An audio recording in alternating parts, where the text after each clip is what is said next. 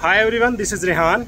Guys, आज मैं आपको बताने वाला हूं कि कैरियर 30XA में किस तरह से कोर फिल्टर चेंज किया जाता है और कोर फिल्टर आप क्यों चेंज करते हैं, उसके चेंज करने के फायदे क्या हैं और क्या प्रोसीजर होता है इसको कोर फिल्टर को चेंज करने का।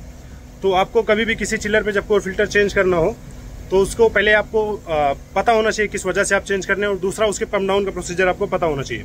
तो यहाँ पे मैं दिखा देता हूँ, आपको मैं दिखाता हूँ कि किस तरह से इसको पम्प डाउन किया जाता है और पंप डाउन करने के बाद आप इसके कोर फिल्टर को किस तरह से चेंज करते हैं। यहाँ पे हमारा चिलर है, ये कैरियर 30XA का चिलर है। इसमें टोटल 3 सर्किट्स होते हैं।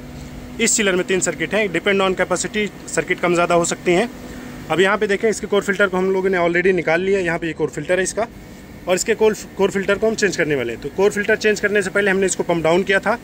पंप डाउन आप 2 तरीके से कर सकते हैं। पहला, चिलर को या तो चला के या फिर आप बंद कंडीशन में इसके लिक्विड लाइन को बंद करें। यहाँ पे बंद करने के बाद आप चिलर को चलाएं और आपका जो प्रेशर होगा सक्शन की साइड से पूरा कंप्रेसर की तरफ जाके वो डिस्चार्ज की तरफ शिफ्ट कर देगा कंप्रेसर आपका। तो इससे आपका चिलर पंप डाउन हो जाएगा।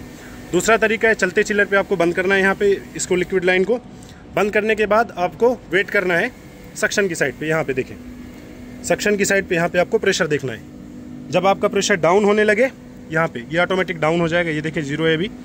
जब ये डाउन होने लगे या डाउन हो जाए, फिर उसके बाद आपको क्या करना है, चिलर के कंप्रेसर को बंद होने का वेट करना है। बंद होने के बाद यहाँ पे देखें 2 वाल्व हैं, एक ये और एक ये। यहाँ पे देखें ये बाल वाल्व हैं, तो इन दोनों बाल वाल्व को आपको बंद कर देना है। बंद इसलिए क्योंकि ये डिस्चार्ज की लाइन है दोनों, ये दोनों डिस्चार्ज की लाइन है, ये वाली और ये वाली।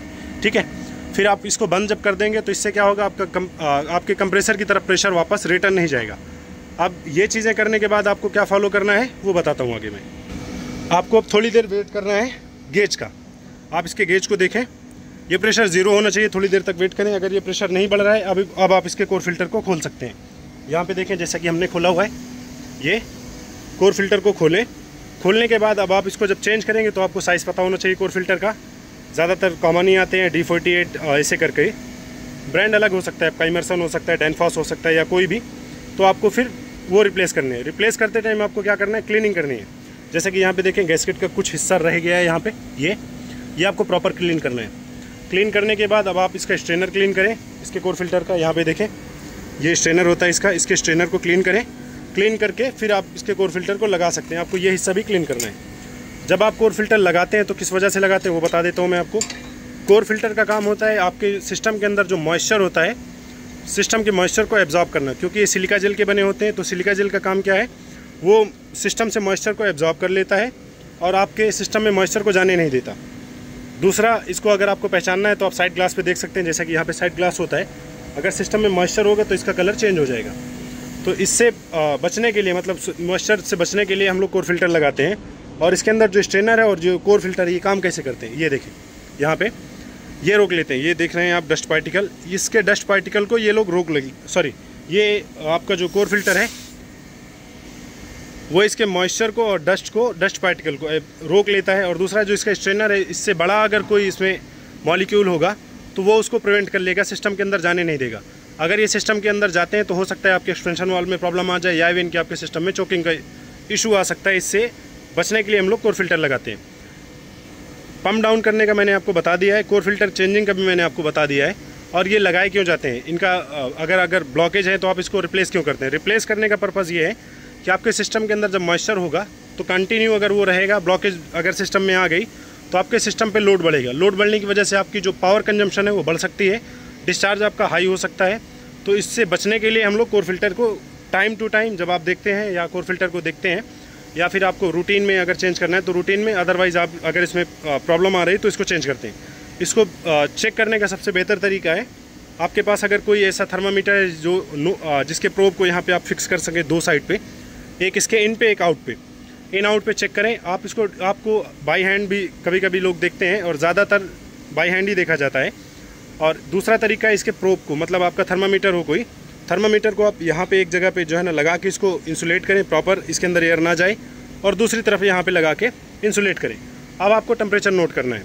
टेम्परेचर डिफरेंस, आपका जो डिफरेंस है इन दोनों लाइन में, मतलब यहाँ से इसके इन में और आउट में 5 डिग्री से अगर ज़्यादा आ रहा है तो आपको कोर फिल्टर चेंज कर देना है, बिना किसी चीज़ को सोचे समझे। कुछ सोचना नहीं है आपको, डायरेक्टली आपको चेंज कर देना है अगर ये डिफरेंशियल इससे ज़्यादा है तो। अगर 5 डिग्री से नीचे है तो इसका मतलब कोर फिल्टर आपके ओके हैं। मैं ये बता रहा हूँ थोड़ा सा टेक्निकली, इसलिए क्योंकि आपसे पूछा जा सकता है कि कोर फिल्टर में जो डिफरेंस होता है, जो डिफरेंस है कोर फिल्टर में वो कितना होता है। तो आपको इंटरव्यू के टाइम पे या इवन की कोई आपसे पूछ सकता है कि आप कब चेंज करते हैं। पहला, जब आपके सिस्टम में ब्लॉकेज का चांस हो, जब आपका एम्पियर हाई हो, जब आपके सिस्टम में ऐसा लगे हाई प्रेशर बढ़ रहा है, तो उस कंडीशन में ये चीज़ें हो सकती हैं। या फिर आपके जब सिस्टम में यहाँ पे ब्लॉकेज जब आ जाएगी तो उस कंडीशन में आप इसको चेंज करते हैं। तो गाइज़, ये वीडियो थी कि किस तरह से कोर फिल्टर को चेंज किया जाता है और कोर फिल्टर चेंज करने के फ़ायदे क्या हैं। एक चीज़ मैंने आपको नहीं बताई, इसको पम्प डाउन करने का कंप्लीट मैंने पहले भी वीडियोस बनाई हैं, उसमें भी मैंने कोर फिल्टर के बारे में पम्प डाउन का बताया है। ये वाल्व बंद कर लेना है आपको चलते पे या फिर चलाने के पहले, और फिर उसके बाद सिस्टम को चला लेना है और वहाँ पे आपको प्रेशर देखना है। जहाँ पे मैंने दिखाया था गेज, वहाँ पे आपको प्रेशर देखना है। प्रेशर देखने के बाद जब आपका सिस्टम पम्प डाउन हो जाए, वेट करना है। आपके प्रेशर इंक्रीज़ नहीं होना चाहिए सक्शन की साइड पे। अगर आप इसी सेम चिलर पे अगर आप दूसरे सर्किट चलाना चाहें तो उस कंडीशन में आप इसके ट्रांसड्यूसर को निकाल दें, जिससे प्रेशर अलार्म जनरेट होगा। अलार्म जनरेट होने की कंडीशन में ये सर्किट आपका चलेगा नहीं। तो फिर जब आप इसको चलाना चाहेंगे, जब आप सारी चीज़ें चेंज मतलब आप परफॉर्म कर लेंगे, इसमें कोर फिल्टर आपने चेंज कर लिया, सारी चीज़ें ओके हैं। कोर फिल्टर चेंज करने के बाद आपने सिस्टम को वैक्यूम कर लिया। जब आप सारी चीज़ें परफॉर्म कर लेंगे तो आपको वैक्यूम कर लेना है यहाँ से। वैक्यूम करने के बाद जब आपका सिस्टम रेडी हो जाए तो फिर आपको कुछ ही चीज़ें करनी है। ये वाल्व खोलें, वाल्व खोलने के बाद इसकी लीक टेस्टिंग लें। लीक टेस्टिंग लेने के बाद अब आप इसके डिस्चार्ज को खोल सकते हैं, जो कि मैंने वहाँ पे कंप्रेसर के डिस्चार्ज दिखाए थे 2 वाल्व। आप उसको खोल दें और फिर आप इसको चिलर को चला सकते हैं। चिलर चलाने से पहले ट्रांसड्यूसर ना भूलें, और ये सारी चीज़ें जब आप कर लेंगे तो आपका चिलर रेडी होगा, आप चला सकते हैं। गाइज़, अगर ये वीडियो आपको पसंद आई हो तो काइंडली इसको लाइक करें, मेरे चैनल को सब्सक्राइब करें। मैं फ्यूचर में भी इससे रिलेटेड वीडियोज़ बनाता रहूँगा। Thanks for watching.